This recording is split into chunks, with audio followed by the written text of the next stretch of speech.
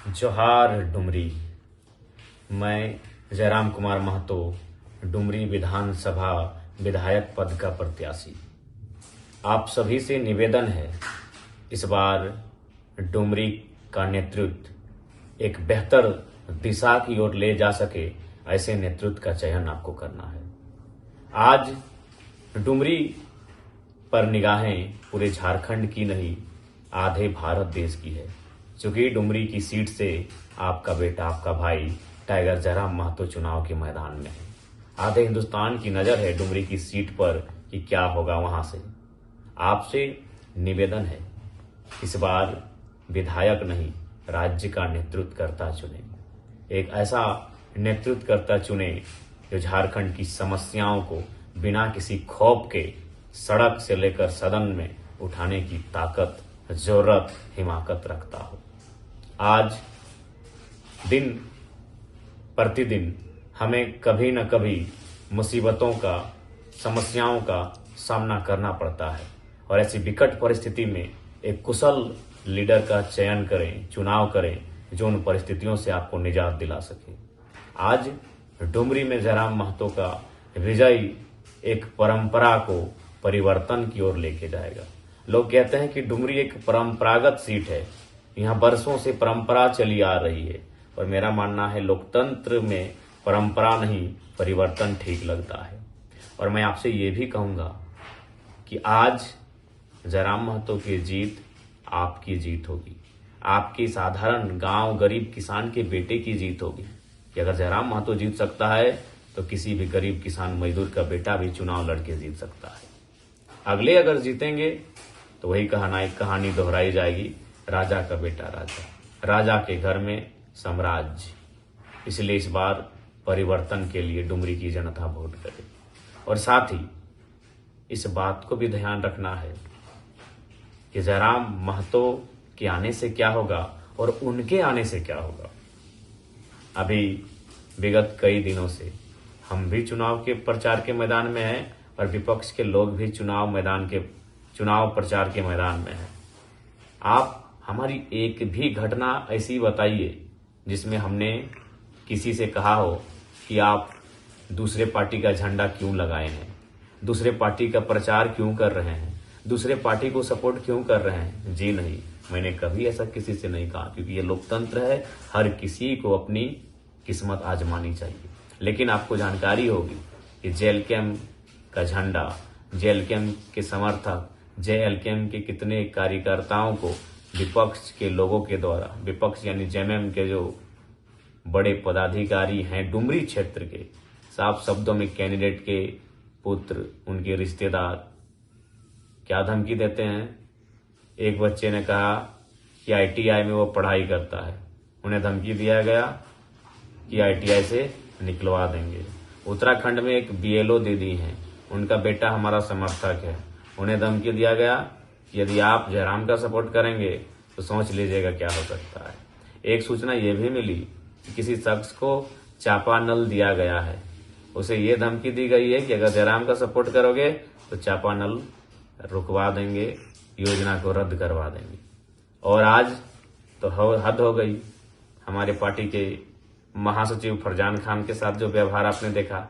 और इसमें भी देखिए, एक तो ये गलती करते हैं, अपनी गलती को किस प्रकार से सपोर्ट करते हैं। अभी एक जेएमएम के कार्यकर्ता व्हाट्सएप में स्टेटस रखे हैं कि फरजान खान ने एक महिला को लेकर अभद्र टिप्पणी किया है, और उसको लेकर प्रत्याशी के पुत्र गुस्सा हो गए। ये हंसी की बात नहीं है, रोड शो में महिला आती है, बाइक रोड शो है, बाइक रैली है।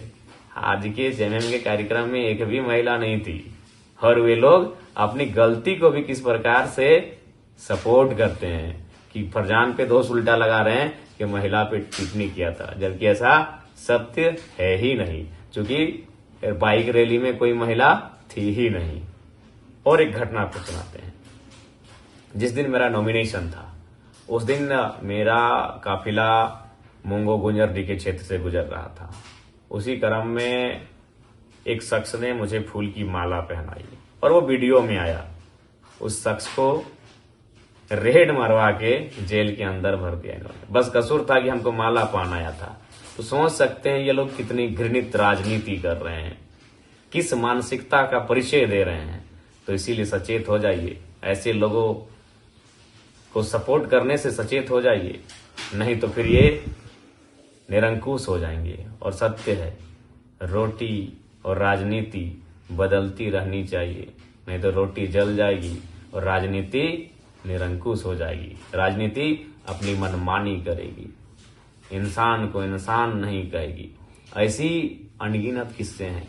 मधगोपाली गांव कभी घूम के आइएगा, उस गांव के लोगों ने हमारा झंडा लगाया था, जयराम महतो की पार्टी का झंडा लगाया था। जेएमएम के एक बड़े नेता ने 2 दिन के लिए बिजली का कनेक्शन ही काट दिया। तो क्या ये सही राजनीति है? ऐसे अनगिनत किस्से हैं अभी डुमरी विधानसभा में। इसलिए आपसे प्रार्थना है, इस बार वोट परंपरा के आधार पे नहीं, परिवर्तन के आधार पे करें। और वोट जनता यह भी बताए कि राजनीति में घमंड और अहंकार किसी का नहीं होता है। और ये तभी होगा जब जनता समय समय पर नेता को वोट की चोट देगी। अगर एक ही व्यक्ति एक परिवार से 20 वर्षों से 25 वर्षों से कोई जीतता आएगा तो स्वाभाविक है उस परिवार के लोगों में एक अभिमान, एक अहंकार उत्पन्न होगा ही होगा। इसलिए आपसे विनती है, डुमरी वासियों से विनती है, इस बार आप वोट बदलाव के लिए करें, परिवर्तन के लिए करें, राजनीति में अंकुश लगाने के लिए करें, नहीं तो नेता लोग मनमानी करेंगे। अब कोई अगर लगातार जीतता रहेगा 20-25 साल से तो उसके घर के लोग, उसके रिश्तेदार किसी को गिनेंगे, किसी को पूछेंगे, किसी की बात मानेंगे? जी नहीं, केवल धमकाएंगे, डांटेंगे, फटकारेंगे। और डुमरी में वही दिख रहा है। जाके पता कीजिए गांव में जयराम महतो का झंडा है, खोलता है कि नहीं खोलता है, ये धमकी दी जाती है। एक जगह तो 10-10 किलो चावल दिया गया हमारा झंडा खोलने के लिए। खैर, उनके दिल में हम हैं, उन्होंने झंडा खोला है, लेकिन वोट हमको ही करेंगे और अब तो ज्यादा करेंगे। तो इसलिए डुमरी वासियों से निवेदन है, राजनीति को निरंकुश ना होने दें, राजनेता के परिवार के लोगों की मनमानी नहीं चलने दें, उन्हें वोट की सबक दें, क्योंकि वोट जनता का है, जनता के बच्चों के भविष्य के लिए होता है, ना कि नेता के बच्चों के भविष्य के लिए। लेकिन अभी नेतागण क्या कर रहे हैं, एक बार जीतते हैं तो अपनी 2 पीढ़ी फिक्स करते हैं, दूसरी बार जीतते हैं तो और 2 पीढ़ी फिक्स करते हैं। इसी तरह 3-4 बार जीतकर अपनी आने वाली 10 पीढ़ी के लिए धन जमा कर लेते हैं। लेकिन जनता का क्या, आज तंगहाली, फटेहाली। इसलिए उस गंभीर विषय से निजात पाने के लिए, डुमरी में बदलाव लाने के लिए इस बार कैंची छाप मोहर लगाकर जयराम कुमार महतो यानी मुझे भारी मतों से विजयी बनाए, यही आप सभी से प्रार्थना है।